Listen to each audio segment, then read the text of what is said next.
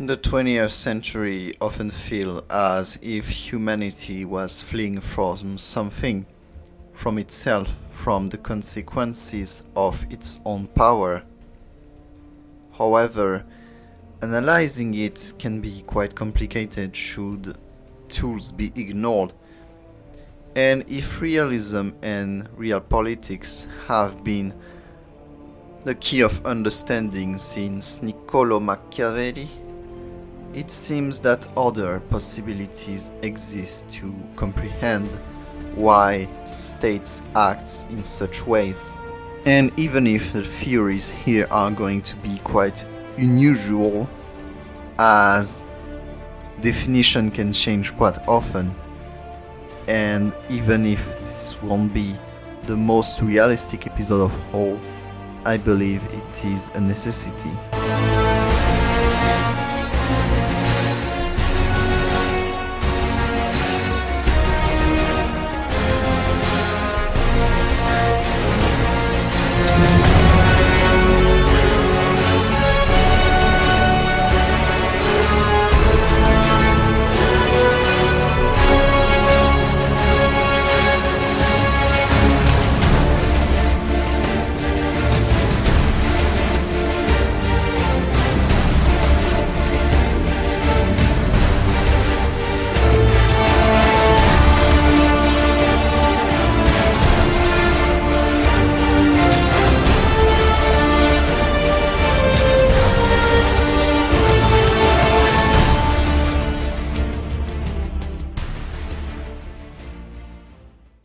Oh, by Jove, this episode is starting strangely.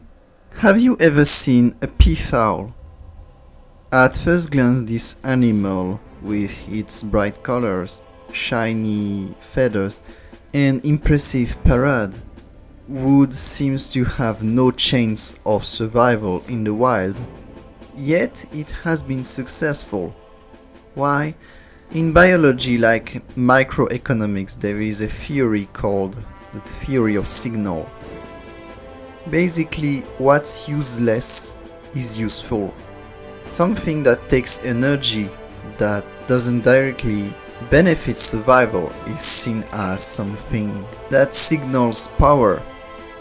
And this is exactly the case for states too. Since the middle of the 19th century, there has been a race between states for who will reach North Pole first, and even today it is not very clear who went first. And even countries who were not very rich, such as Norway, were implied in that territory. And speaking of territory, this is where geopolitics is important. This term was coined by Yves Lacoste, who proposed a definition that geopolitics refer to rivalry between states in a certain field. Even if he mentioned mostly territorial field, I think this can be applied to any field of human culture. For example, in sports, in religion, in space race, you can see any fields being a way to compete. And this competition is not only for prestige, it can really help survival of a state. One of the most, let's say the silliest example I can think of in the Arctic region is the whiskey war between Canada and Denmark, which has been resolved recently. Perhaps that's why Arctic can be a good place for human cooperation, as this kind of banter without any hostilities can be still a way to compete, to enhance, and to progress.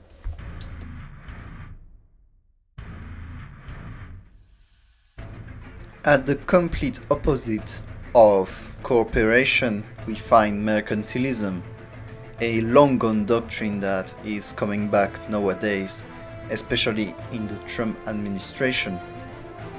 Mercantilism is harder to define because it took several forms, but presently it refers to mostly the US attempting to seize every resources, every trade agreements, and let the world serve it as it will be the center of the universe basically. This is what happened with the UK too, where its colony gave it its resources that it could export.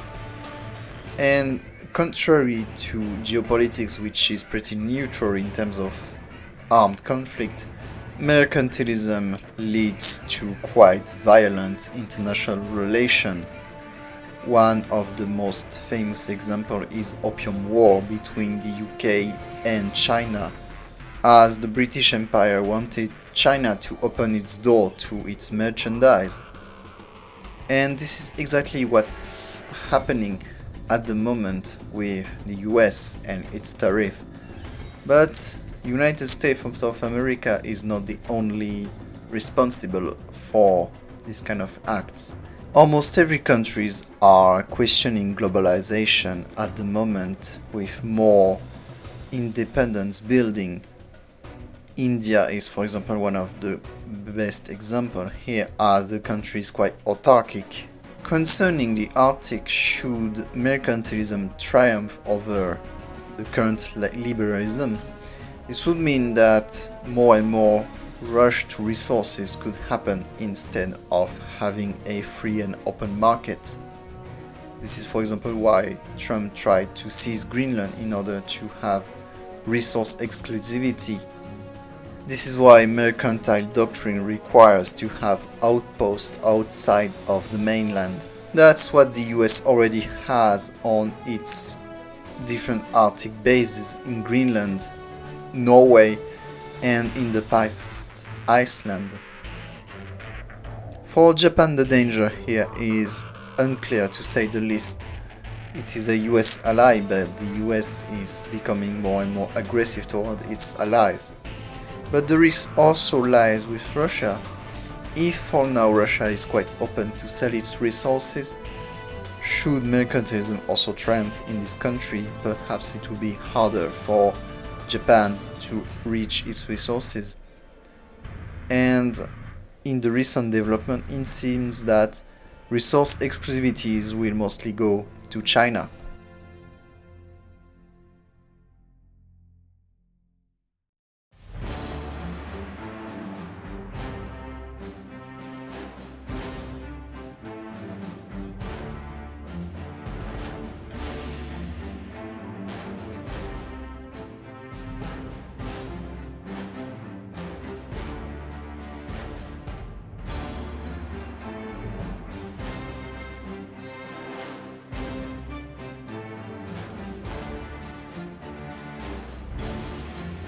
For a country that is encircled by containing powers, but also was almost destroyed less than a century ago, and now is obsessed with survival and coming back to former power, realism is essential to understand Chinese Arctic doctrine.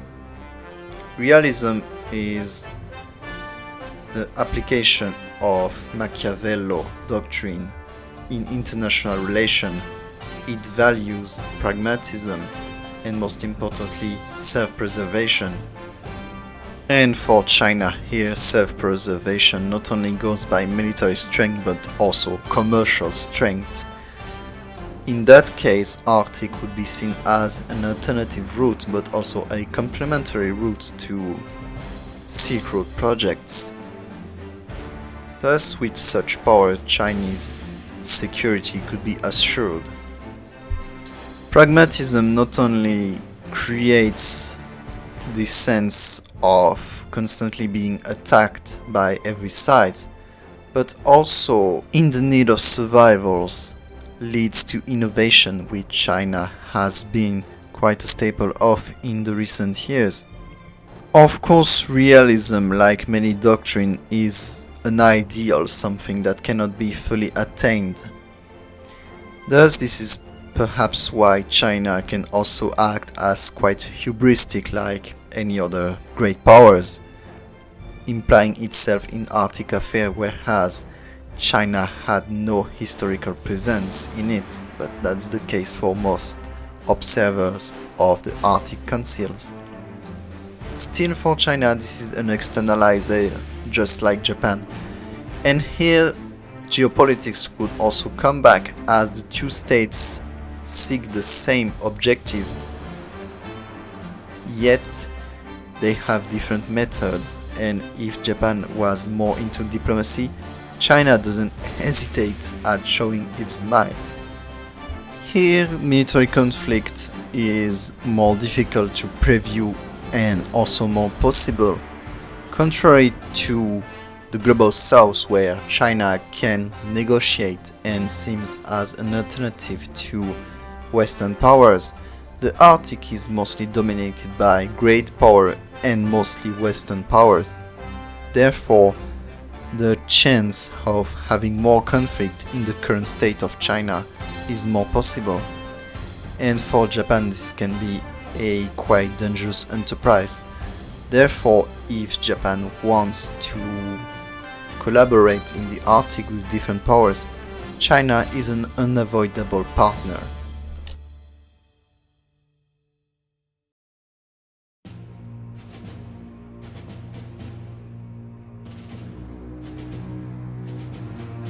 Ideals are probably what leads the most countries out of their interests. It often refers to the abidement towards rules, principles, and more. Here there is no real differences between what's legitimate and what's legal in terms of international rights mostly, and other principles inherited from the Treaty of Westphalia. These international rights and customary rules are the ideals portrayed the most by Western countries, and especially what can be found in the EU. It also relies on institutions such as the UN, of course, but also the International Court of Justice, which is able to resolve legal conflict between different countries, such as EEZ. All of this, of course, boils down to the end of the Second World War, where a new world order had to be formed in order to prevent conflict for the rest of history. Of course, this didn't create a world without conflict. However, it at least grants tools to cooperate and also ease tensions.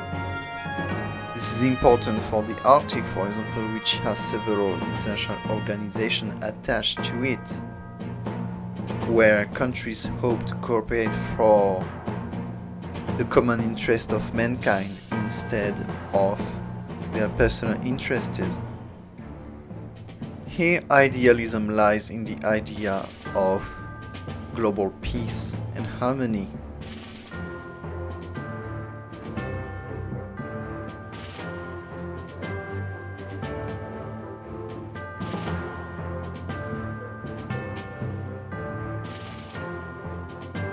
However, when putting human factor in the equation, idealism stays a distant ideal, to say the least.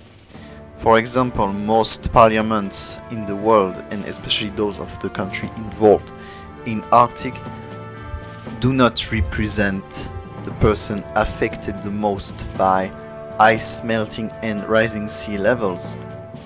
Some parliaments, like France, have one of the highest numbers of millionaires in it. And even the Japanese parliament, which has a lot of direct members without any assets, are still quite rich, not to mention the 80 billionaires in Chinese parliament.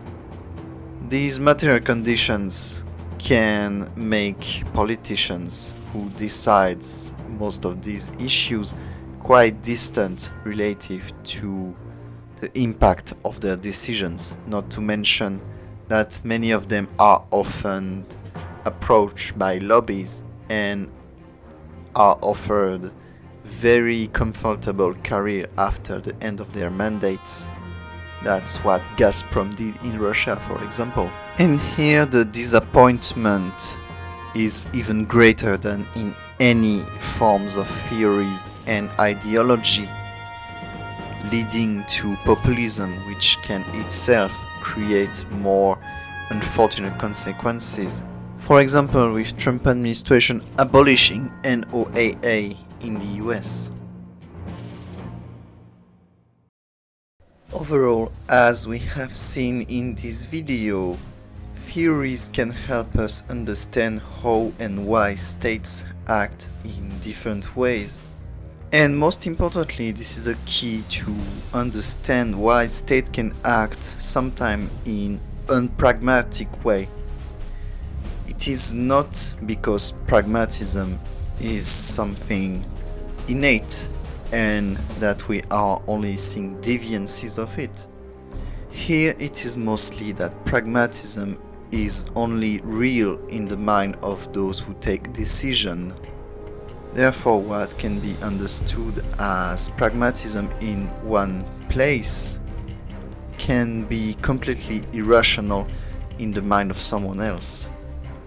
This is something to stay aware of in an intellectual field where human emotion have often been expelled from. Thus, this can explain how Japan acts in certain way here. Arctic is extremely far away from Japan, yet they are extremely interested in it, for multiple reasons as we have seen. There are commercial reasons, of course, basically bigger GDP at the end, but there are also what I would call civilizational reasons, to make Japan appear as a greater civilization, because in the 20th century, to stay a great nation, states are involved in space, sports, war, and of course, at the moment, Arctic. This is, to put it bluntly, a sort of starter pack. Just like President Sarkozy said, if you don't have a Rolex past 40, you failed your life. And here it's quite similar. If a state doesn't get involved into that new field, it is not really a powerful civilization. However, what's often forgotten behind all of these great projects is the tremendous human cost that hubris can take, be it overexploited workers or, in the case of Arctic, the extremely grim and dangerous consequences of its overexploitation. I hope this episode was enjoyable, at least, and I hope to make more new videos in the future. See you next time.